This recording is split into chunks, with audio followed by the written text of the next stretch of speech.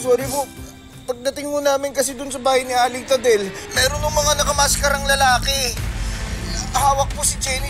Tinututukan po ng baril. Apat po sila.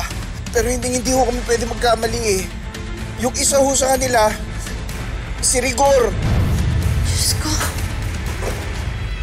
Ompong, pakausap. Aling Juday, Rain, Riley. Hindi ko po gustong mapahamak si Rambo. Pasensya na po. Kasalanan ko po. Sorry po. Jenny, wala ka namang kasalanan eh. Huwag mong sisihin ang sarili mo. Ang hindi ko maintindihan, bakit nila kinuha si Rambo? Ano ba kailangan nila kay Rambo? At saan nila dinala si Kuya? Jorin, alam kong ayaw mo pa rin magsalita at makialam, pero nanganganib ang buhay ng kuya namin. Rain, teka lang. Sinabi ko na sa inyo, hindi ko talaga alam kung nasaan ang lola ko. Pati hindi naman tayo sigurado sa nasabi nila. Nakamaskara daw. Jorin, alam ko nadidinig mo ako. Kaya please, kung meron ka alam na lugar na sa tingin mo pwedeng pagtaguan nila kay Rambo, Joril, sabihin mo na sa amin. Joril, tulungan mo kami. Papayag ka pa na meron pang mawalan ng buhay? Taga lang, sandali. Hindi naman ako kailangan ng guilt trip eh. Hindi naman ako kailangan ng konsensyahin. Hindi ako rin naguguluhan na sa lahat ng mga nangyayari. Kaya pwede ba, huwag niyo na akong papiliin pa. Joril! Joril! Hayaan niyo na siya. Tama naman ang sinabi niya eh. Imbes na pukpukin natin siya sa nalalaman niya, mas mabuti pa siguro tayo nang gumawa ng paraan para mahanap si Rambo.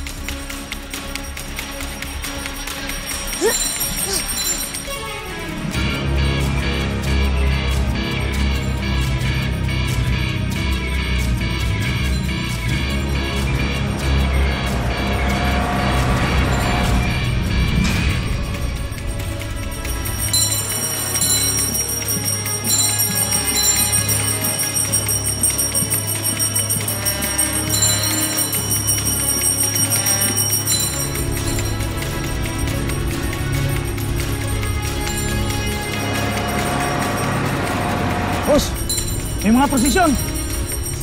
Ano ka? Oh, tanga! Nakikita ko! Hindi ako bulag! Baba! Tara! Mga kapatid ninyo ha! Wala mong papaputok! Hanapin nyo!